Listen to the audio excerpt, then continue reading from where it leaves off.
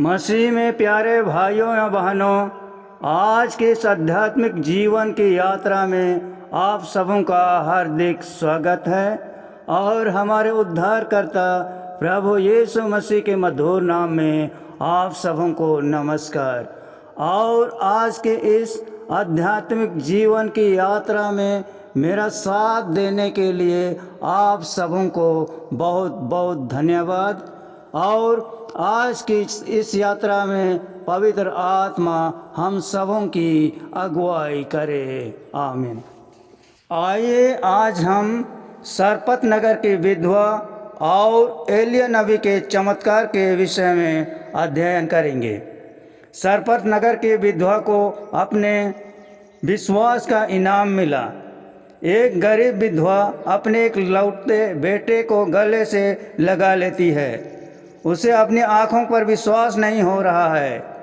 कुछ ही देर पहले वह अपने लाल के बेजान शरीर को अपनी गोद में लिए हुए थी, लेकिन अब वह जी उठा है। अपने बेटे की मुस्कान देखकर वह खिल उठती है। उसके घर आया मेहमान उससे कहता है, देख तेरा बेटा जीवित है। यह दिल छू लेने वाला पुनरुत्थान आज से करीब 3000 साल पहले हुआ था। आप इस बारे में बाइबल में पहला राजा अध्याय 17 में पढ़ सकते हैं। घर आया मेहमान परमेश्वर का नबी एलिया है और इस कहानी में बताई गई माँ सरपत नगर में रहने वाली एक विधवा है जिसका बाइबल हमें नाम नहीं बताती है। उसके बेटे का पुनरुत्थान उसकी ज़िंदगी में हुई उन घटनाओं में से थी जिससे उसका विश्वास बहुत मजबूत हुआ। आइए अब हम उस विधवा पर मनन करें और देखें कि हम उसे क्या ज़रूरी सबक सीख सकते हैं। एलिया विश्वास दिखाने वाली एक विधवा से मिलता है। यहोवा ने ठान लिया था कि इस्राएल के दुष्ट राजा आहाब के राज में एक लंबे समय तक अकाल पड़ेगा।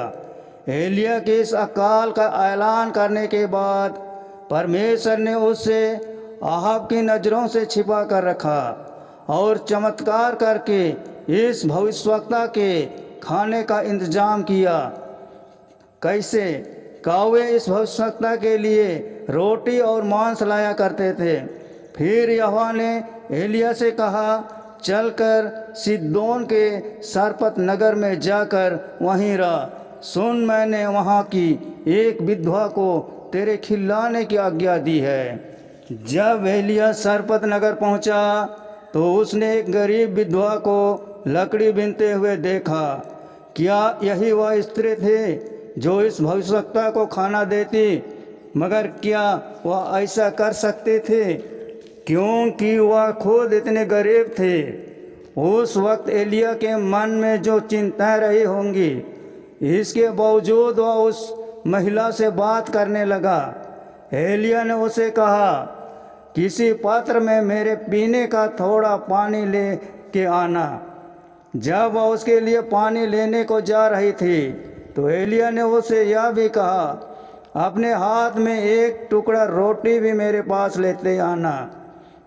एक अनजान व्यक्ति को पानी देना तो ठीक था, लेकिन जब रोटी लेने की बात आई तो वह चिंता में पड़ गई। जवाब में महिला ने उसे कहा, तेरे परमेश्वर यहोवा के जीवन की शपथ, मेरे पास एक भी रोटी नहीं है, केवल घड़े में मुट्ठी भर मैदा और कूपी भर थोड़ा सा तेल है, और मैं एक लकड़ी बीन कर लिए जाती हूँ कि अपने और बेटे के लिए उसे पकाएं और हम उसे खाएं और मर जाएं।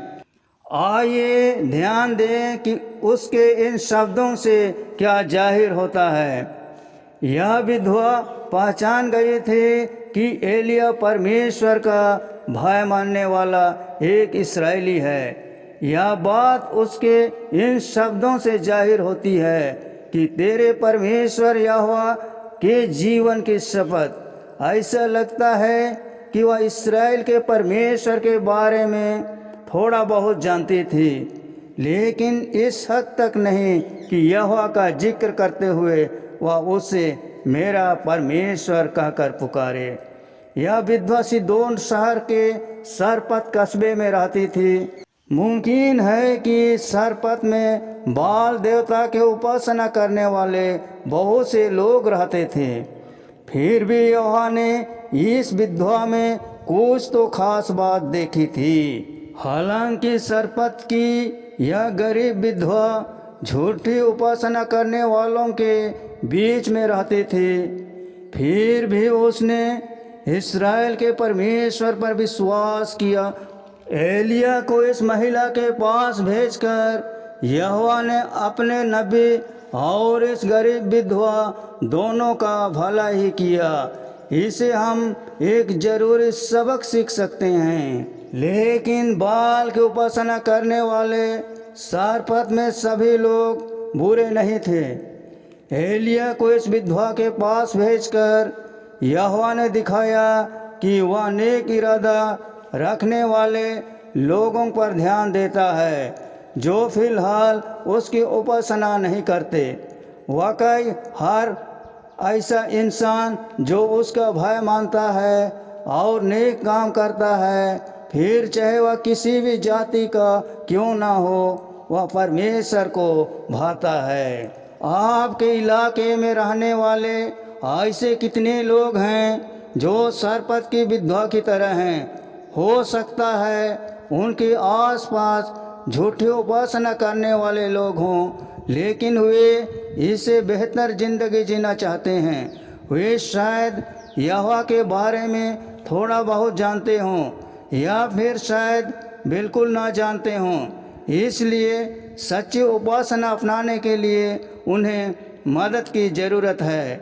क्या आप ऐसे लोगों को ढूंढ रहे हैं और उनकी मदद कर रहे हैं? ध्यान दीजिए, एलिया उस विधवा स्त्री से क्या करने के लिए कहता है।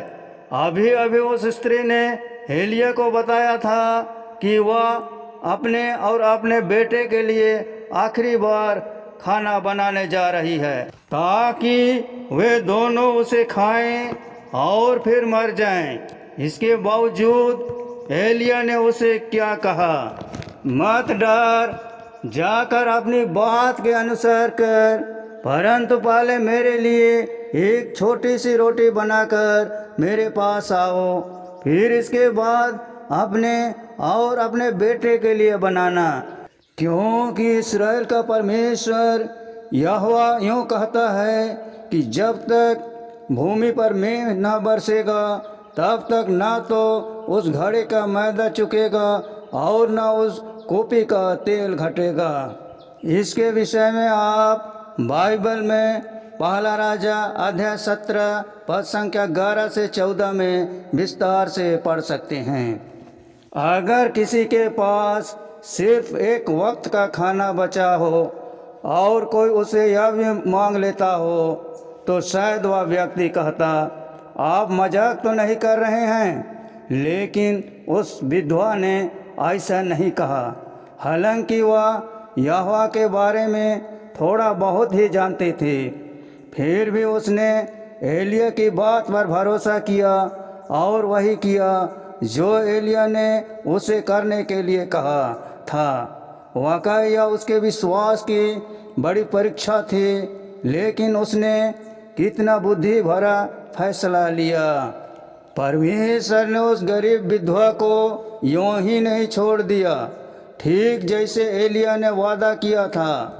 यहोवा ने उस गरीब विधवा के थोड़े से तेल और मैदा को कई गुना बढ़ाया ताकि अकाल के ख़त्म होने तक एलिया, गरीब विधवा और उसके बेटे तीनों को खाना का मुहताज ना होना पड़े।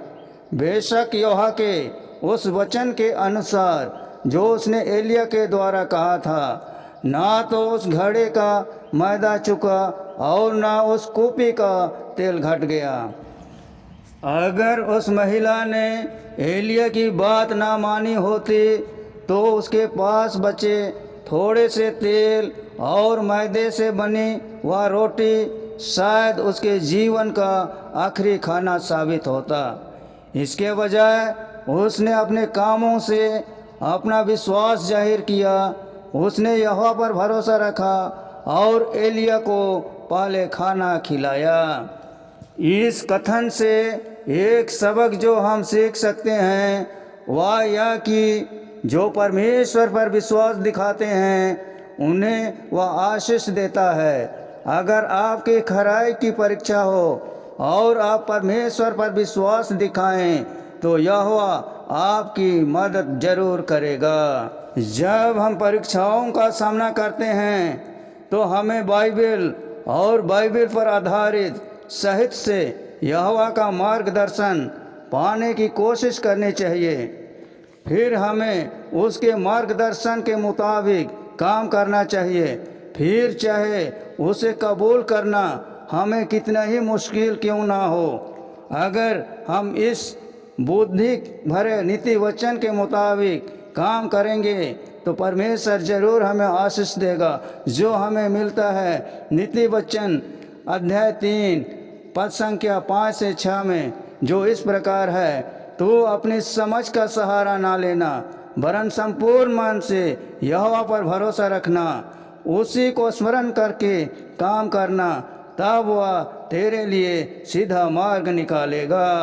इस विधवा की एक बार फिर परीक्षा होने वाली थी।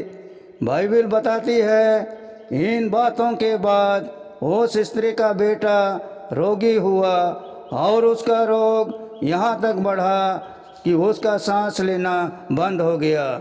इस हादसे की वजह जानने की कोशिश में इस माँ ने रोते रोते एलिया से कहा, हे परमेश्वर के जन, मेरा तुझसे क्या काम? क्या तो इसलिए मेरे यहाँ आया कि मेरे बेटे की मृत्यु का कारण हो और मेरे पाप का स्मरण दिलाए? इसके विषय में आप बाइबल में पहला राजा अध्याय 17 उसके 17वें और 18वें वचन में विस्तार से पढ़ सकते हैं। इन काड़े शब्दों का क्या मतलब था? क्या इस स्त्री को बीते समय में किया अपना कोई पाप याद आ गया था जिस वजह से उसका ज़मीर उसे कचोट रहा था? क्या उसे लगा कि उसके बेटे की मौत दरअसल परमेश्वर की तरफ से उसके पापों की सज़ा थी? बाइबल हमें इस बारे में नहीं बताती, लेकिन एक बात तो साफ है, इस विधवा ने परमेश्वर पर किसी भी तरह की बुराई करने का दोष नहीं लगाया। यह सुनकर एलिया को भारी सदमा पहुंचा होगा कि इस विधवा के बेटे की मौत हो गई है। इस बात से भी कि यह विधवा एलिया की मौजूदगी को अपने प्यारे बेटे की मौत का कारण मान बैठी है। एलिया उस लड़के की लाश को ऊपर के कमरे में ले जाता है और प्रार्थना करता है, हे मेरे परमेश्वर यहोवा, क्या तू इस विधवा का बेटा मार डालकर जिसके यहाँ मैं टिका हूँ इस पर भी विपत्ति ले आया? ना भी जानता था कि यहोवा इस भली और दरिया दिल स्त्री को यूं ही उसके हाल पर छोड़ दे। इसे यहोवा के नाम पर कलंक लगेगा। और एलिया हरगिज नहीं चाहता था कि यहोवा का नाम बदनाम हो, इसलिए उसने परमेश्वर से गुजारिश की, हे मेरे परमेश्वर यहोवा, इस बालक का प्राण इसमें फिर डाल दे। यहोवा एलिया की प्रार्थना सुन रहा था। इस विधवा ने उसके नबी की ज़रूरतें पूरी की थी और विश्वास दिखाया था। ऐसा लगता है कि परमेश्वर ने उस विधवा के बेटे को मरने दिया, क्योंकि वह जानता था कि वह उसे दोबारा जी उठाएगा। साथ ही यहोवा चाहता था कि बाइबल में दर्ज इस पहले पुनरुत्थान से आगे आने वाली पीढ़ी को भी आशा मिले। जब एलिया ने यहोवा से विनती की तो यहोवा ने उस लड़के को दोबारा जिंदा कर दिया। जरा सोचिए वह विधवा कितनी खुश हुई होगी जब एलिया ने उससे कहा, देख तेरा बेटा जीवित है। फिर उस विधवा ने एलिय्याह से कहा, अब मुझे निश्चय हो गया है कि तू परमेश्वर का जन है और यहोवा का जो वचन तेरे मुंह से निकलता है वह सच होता है। बाइबल में पहला राजा अध्याय 17 में दर्ज ब्यौरे में इस स्त्री के बारे में इतनी ही जानकारी दी गई है, लेकिन यीशु ने इस स्त्री के बारे में जो अच्छी बात कही है उसे पता चलता है कि वह अपने पूरे ज़िंदगी यहोवा की एक वफादार सेवक बनी रही। इस कहानी से हम सीख सकते हैं कि जो लोग परमेश्वर के सेवकों का भला करते हैं उन्हें वह आशीष देता है। इससे साबित होता है कि यहोवा अपने वफादार सेवकों की ज़रूरतें पूरी करता है, यहाँ तक कि मुश्किल से मुश्किल हालत में भी। इस बात का सबूत है कि यहोवा मरे हुए लोगों को दोबारा जी उठाने की इच्छा रखता है और उसमें ऐसा करने की काबिलियत भी है। बेशक सरफत नगर की विधवा को याद करने की ये क्या ही बढ़िया वजह है।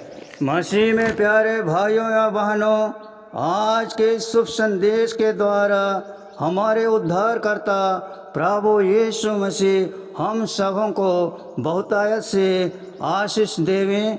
और आज के इस शुभ संदेश को जन जन तक पहुंचाने के लिए इस वीडियो को अधिक से अधिक शेयर करें, लाइक करें और सब्सक्राइब कर दें। पिता परमेश्वर और हमारे उद्धारकर्ता प्रभु यीशु मसीह की शांति और अनुग्रह हम सबों के साथ सदा रहे। आमीन।